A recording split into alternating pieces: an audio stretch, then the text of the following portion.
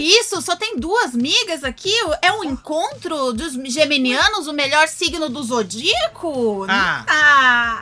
Não, estamos aqui para falar sobre a experiência que tivemos entrevistando Jodie Foster, Reis e Issa López, a diretora da nova temporada de True Detective, porque essa história aconteceu em dezembro do ano passado, né, Fábio Gomes? Exatamente. Você vai conhecer essa história agora porque foi um dia que quase não terminou. O Fábio nunca acordou tão cedo. Ele, tipo, a gente tinha que ensaiar o nosso painel de Amazon Prime Video lá na CCXP. E acordamos muito cedo. Pra sair de casa, eu acordei mais ou menos umas 5 da manhã. Então a gente foi 5 da manhã, a gente acordou, foi fazer as coisas, fomos até a CCXP, que é lá na Zona Sul. Você já deve ter visto isso no blog, no vlog, né? No blog. Desculpa, tô velho. Então a gente foi lá, fez um monte de coisa e depois fomos até a entrevista com a Jodie Foster num hotel. Outro lado da cidade. No outro lado da cidade. Então foi um dia extremamente enorme pra gente, né? Porque foi um dia que a gente ainda voltou pra CCXP depois, fizemos um monte de coisa. Então foi um dia muito, muito longo. Mas esse foi um grande ponto de luz do nosso dia. Porque conversar com Jodie Foster e o elenco de True Detective, que é essa nova, né, a nova temporada da série da HBO, que é... Cada temporada não tem ligação uma com a outra, né? Cada uma é uma história. Isso. E essa agora, tá, além de muito interessante, tem a Jodie Foster, que é um ícone do cinema. Eu e a Nath, a gente é fã de Taxi Driver, porque a gente gosta muito do Scorsese, a gente gosta muito do De Niro, e Taxi Driver ela faz com 14 anos, quando ela faz esse filme desde muito novinha, ela trabalha desde muito cedo, então e vê-la na frente já era um negócio um pouco intimidador, de, meu Deus. Muito.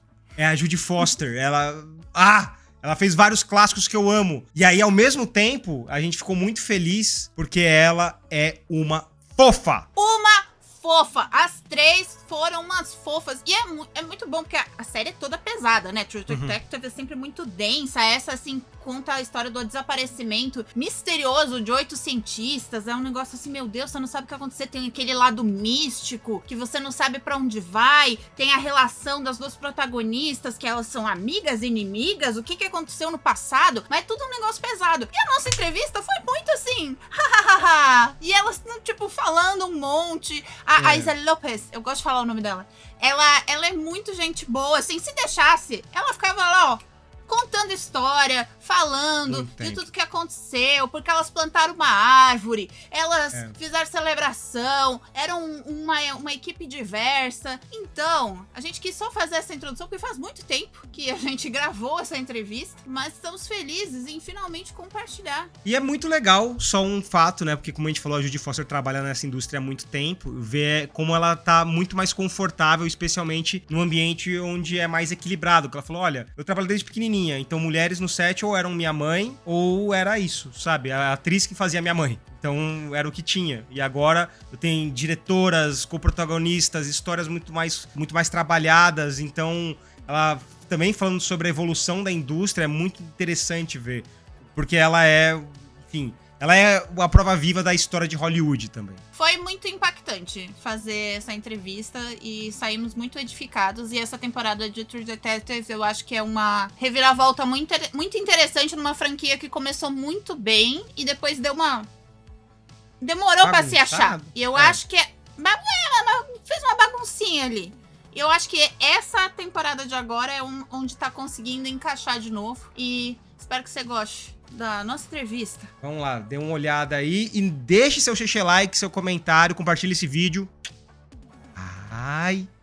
So we are from Entre Migas, and Miga is a slang for friend. Our community is called Migas. And we felt from the press conference that you guys have a really Miga vibe. So how was working together? It was horrible. It was miserable, and sadly we need to do this, but it's the last of it. So oh my God. No, it's been such a joy, really, throughout. I've been in post-production since we finished in April shooting, and I just finished the last touches of post-production a week ago, and I've been seeing these women's faces and listening to their voices every day since, and I have to tell you, it makes me happy every single time that I just see them, and I miss them, but they're there. Now that I finished making the series, they're not going to be happy about the amount of times I'm going to be calling like, can we FaceTime, please? It's a love fest. It was a love fest, I have to say. And I don't think that's ever happened to me before. I'm trying to think. We didn't really have one bad guy that we could punch on and be like, I hate him, can't stand him. There really wasn't anybody. There was no antagonist. Usually you kind of need an antagonist to get together. Yeah. How scared do you have to be to run out in the ice without any shoes? Did you do anything to connect behind the scenes? You said that you planned something. Oh yeah, we had a little tree planting ceremony with all the actors. We kind of drove out in trucks to this remote area and did a little tree planting and some prayers and holding hands and stuff. And then we had hot chocolate and yeah, we did stuff like you had your Mezcal Fridays. Yeah. I'm still mad about that because I feel like I wasn't involved in the Mezcal Friday. So we have no. We're going to. Sorry, guys. We're going to go drink mezcal. Yeah, it was supposed to be the three amigas, and it's not happening. I think it was just natural. Even if we didn't see each other off of set, like it was just a natural. Like we're always joking and laughing. I know me and you would joke and laugh. We'd be in a serious scene, and then we're rocking. We're like, all right, we're gonna get in trouble. But no, it was such a fun experience. I mean, especially for such like there was intense stuff to do, but we just laughing all the time, and it's a pleasure to see you guys. Like I miss you guys. You think I want to work with you? Take a look in the mirror. No one can stand you. And you guys think this good vibe on set is something that comes from being in a more diverse environment, in a more female environment? Definitely the female part, yes. No doubt. The diverse, well, it was beyond the three of us being this different. Again, photographer German, first AD English, a continuity person Italian. It was truly the United Nations of True Detective. There was a lot of curiosity in what we were doing. And I was endlessly curious about these two women and their very, very different approaches to performing and how we created a different language to get to the set that goes beyond nationality and culture and background. It's about how you respond to representing emotions on a set. That might have to do with being women. I don't know. I've made a lot of movies and I get to be the authority on this, and it always comes from the head. So it comes from the top. So it really is about Issa and the tone that she sets for the show. I mean, we're used to as actors, we come in and we say, the director's show. So the director is surly and doesn't want to be talked to, we just back off, or if it's somebody who enjoys collaboration. Or sometimes there are people who have to have the set be very dour and very, quiet and difficult because the film is about something difficult. And I think we all knew upon meeting each other that there was going to be a sense of humor no matter what throughout all of it. Yeah. This is Ennis. Some questions just don't have answers. Issa, how was for you to create this investigation? Did you let the cast knew everything that's gonna happen? Listen, I have a problem. Because she's being Mexican, that's my problem. My joy. We can't keep secrets. It's not what we do. It's not what we do. So even if I tried to do the other series of you're not going to read the scripts.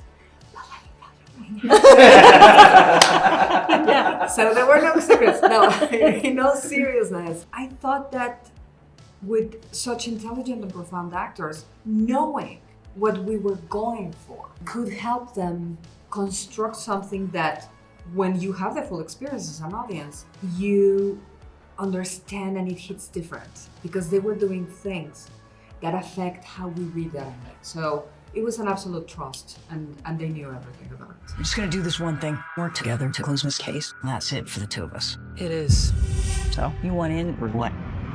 And Kali, how was for you to construct this partnership with Liz for your characters? Because it's a love and hate relationship, so how was to work all the dynamics in this relationship? I kind of broke it down like I do everything, and my Virgo brain was, all right, how are we the same and how are we different? Like I wanted to know everything I could or assume about Liz Danvers, what is she, who is she, or what don't I know? And then who is Navarro? From Issa's explanation of how she constructed Navarro with such care, and she loved this character, I wasn't, all right, this is what Navarro's gonna be. I just wanted her to show me who she was and then find out who she was and kind of construct it with that. I mean, could we push a little bit more to make it more tension? Absolutely, but that's the beauty of knowing the pros and cons. Likes and dislikes. All right, what would Navarro absolutely loathe about Danvers? What would she secretly love? You know, it's kind of breaking those two down to just kind of get that natural chemistry. What do you want? It's been 6 years. Why are you here? Because you both know what really happened.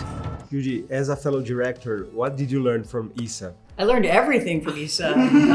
Honestly, it's one of the reasons why I still act, is I really like to stand behind the director's shoulder and go, how did they see that? And how did they do that? And it amazes me that Issa was able to be so relaxed, so that she was able to have fun, that she was able to be so humble and be able to say, like, this is a terrible line. Who wrote this shit? That was her favorite thing to say. That she was able to roll with the punches. You know, sometimes things don't turn out the way you want to, and a lot of people have a very difficult time changing. Right? They just direct from their hotel room before the film starts, and they feel like they don't have to change anything. So, yeah, I learned a lot from her. Yeah. Thank you. I guess you're thinking the worst part is done. It's not.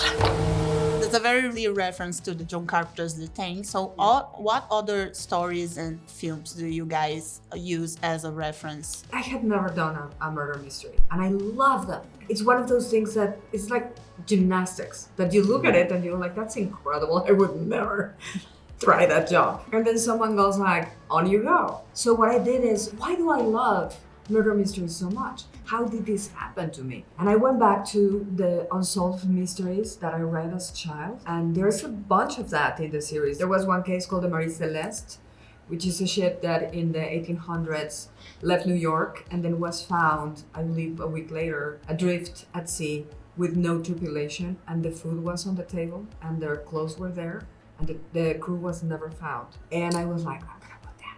You know, it's all fantasies, only childhood fantasies.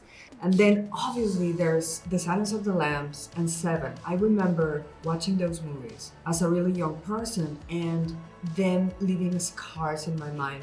Those dead bodies, the coldness, there was a coldness to the way that those crimes were presented. They were merciless. Not in the crimes, which were, in the way they were presented to us. We were there in the room with them. And I wanted to do that. So that sense of coldness took me to The Thing. And then we have Salal Station, the Arctic Research Station, which is a character in itself. And I remembered Outlook Hotel in The Shining and how it's a character. And I remembered the Nostromo in Alien, and it's a character too. Someone gives you a big toy like this, and you become a child. And all of your childhood obsessions end up there. Thank you so much for your time. Thank you. We love the interview. You guys are amazing. You're very Miga. You're very Miga. Okay, awesome. Thank you so much. Thanks a lot, guys. This is the last kid. Nobody ever really leaves. Acabamos de sair da entrevista com a diretora e o elenco da quarta temporada de True Detective e posso dizer que elas são muito migas. Muito. Foi muito divertido, Natália Bride. Muito migas. Sério, foi uma das entrevistas mais gostosas que a gente já fez. Porque estavam todas se divertindo, elas brincaram muito, com conteúdo, muita coisa legal, valeu muito a pena. E a série tá interessante. A série tá muito interessante. The Night Country. It takes us one by one. This isn't gonna be good.